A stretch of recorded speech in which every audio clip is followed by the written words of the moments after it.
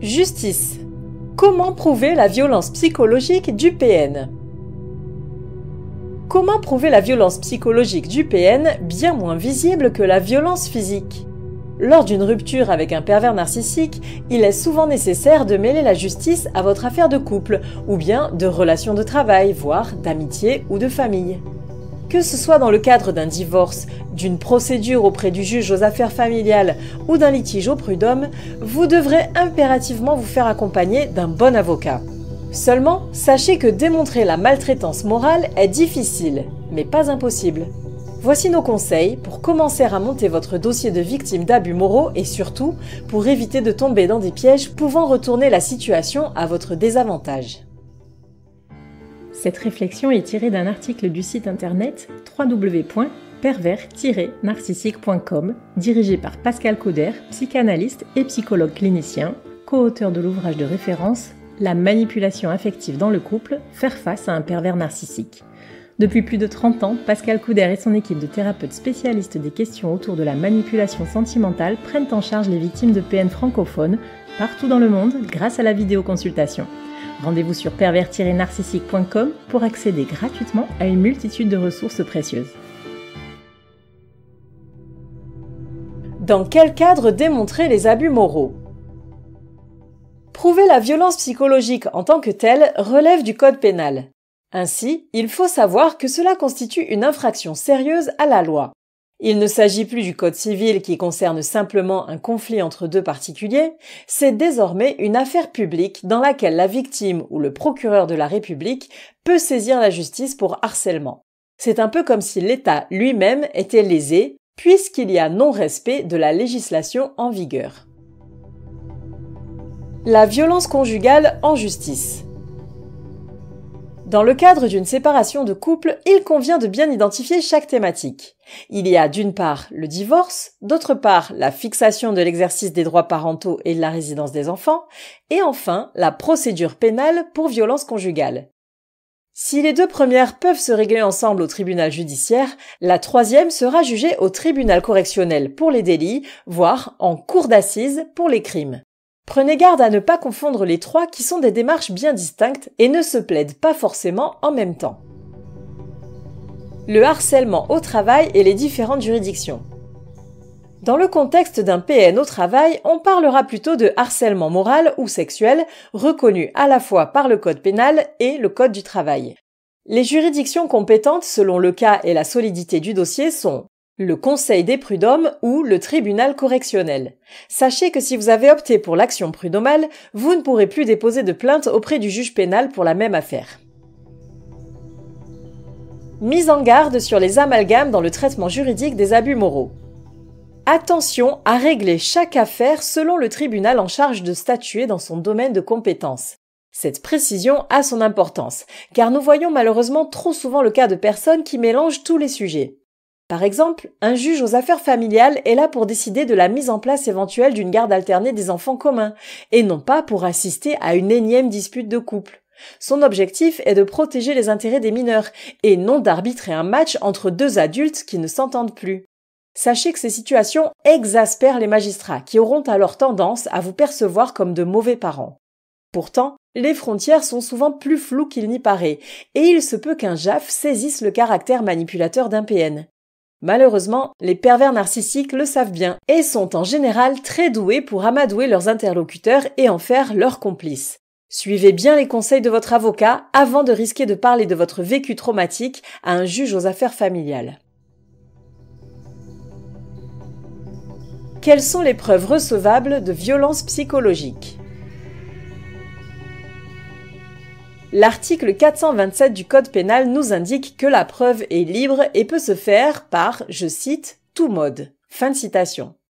Cependant, le juge doit fonder sa décision sur des éléments recevables. Le problème, c'est que bien souvent, les victimes qui sortent de l'emprise du narcissique pathologique veulent passer à autre chose et ne conservent pas toujours leurs éléments probants. Voici les pièces utiles pour constituer un dossier de plainte pour violence morale. Les indices. Les indices sont des traces matérielles qui visent à démontrer l'infraction. Cela peut être des photos, des messages écrits ou oraux laissés par le harceleur. Les preuves de dépôt de main courante et de plainte auprès des services de police peuvent aider à remplir le faisceau d'indices. L'important est d'établir le caractère répétitif du harcèlement ou bien le défaut de consentement, voire la contrainte. Les preuves littérales. Les preuves littérales d'infraction à la loi peuvent être des constatations d'experts qui éclairent les indices. Il peut s'agir d'enquêteurs de police, de services sociaux, de médecins, etc. Ainsi, une expertise psychologique des deux opposants, le requérant et le justiciable, a le pouvoir de mettre en évidence une relation d'emprise. Sachez toutefois que même si un médecin est soumis au secret médical, une victime peut tout à fait lui demander d'établir une attestation de type « Je constate un état d'anxiété réactionnelle que le ou la patiente indique être en lien avec de la violence psychologique exercée par monsieur ou madame X ». Cette preuve peut être fondamentale dans la constitution d'une plaidoirie pour maltraitance psychologique. Les témoignages. Les témoignages sont apportés par des tiers qui attestent à l'écrit ou à l'oral de situations de violence psychologique auxquelles ils ont pu assister. Ils peuvent établir leurs déclarations eux-mêmes sur papier ou bien être convoqués pour être entendus par des représentants de la loi.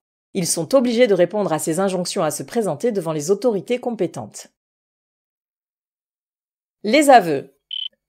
Les aveux sont des confessions ou des déclarations effectuées par le prévenu, recueillies par exemple au cours d'un interrogatoire ou d'une audition. Les erreurs à ne pas commettre par une victime de violence morale. Tant que la justice n'a pas statué sur la culpabilité de l'accusé de violence psychologique, il faut être très prudent.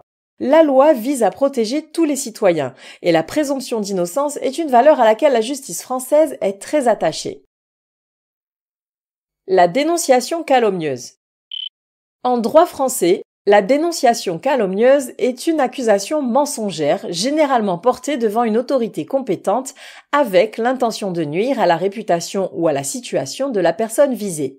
Tout comme la violence conjugale, il s'agit d'une infraction au code pénal. Ainsi, un accusé d'abus moral qui aurait été définitivement acquitté ne peut plus être dénoncé pour les mêmes faits, sous peine de poursuite pénale envers le dénonciateur. La diffamation. La diffamation est constituée par une atteinte à l'honneur d'une personne. Elle est punie par la loi dans le cadre du Code civil. Les sanctions encourues sont plus lourdes si la diffamation est publique plutôt que privée, ou bien si elle porte préjudice à la personne, vise les autorités publiques ou encore comporte un caractère raciste ou discriminatoire. Faites en particulier très attention à ce que vous publiez sur les réseaux sociaux, car ces plateformes sont régulièrement à la une des affaires de propos diffamatoires condamnées par un tribunal. L'atteinte à la vie privée par enregistrement vidéo ou audio à l'insu d'autrui. Les enregistrements vidéo ou sonores réalisés ou partagés sans le consentement des personnes y apparaissant peuvent constituer des éléments d'atteinte à la vie privée selon le Code civil.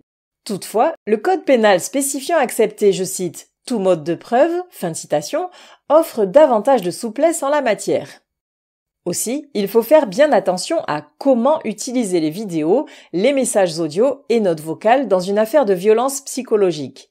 En effet, selon le type de procédure en cours, ces pièces pourront se retourner contre la victime. Nous venons de voir comment prouver la violence psychologique, mais le pourquoi d'une telle démarche mérite aussi que l'on se questionne. Généralement, les enjeux reposent sur le fait de recouvrer sa dignité, de faire reconnaître son statut de victime, mais aussi de protéger les autres des agissements subis. En effet, le Code pénal admet que les comportements de violence verbale et de harcèlement entraînent une, je cite, « altération de la santé physique ou mentale », fin de citation. La psychosomatisation, dont nous avons déjà parlé dans un autre épisode de podcast, est en effet courante chez les victimes de MPN, et il est primordial que cette violence qui ne se voit pas de prime abord soit considérée avec sérieux par les législateurs.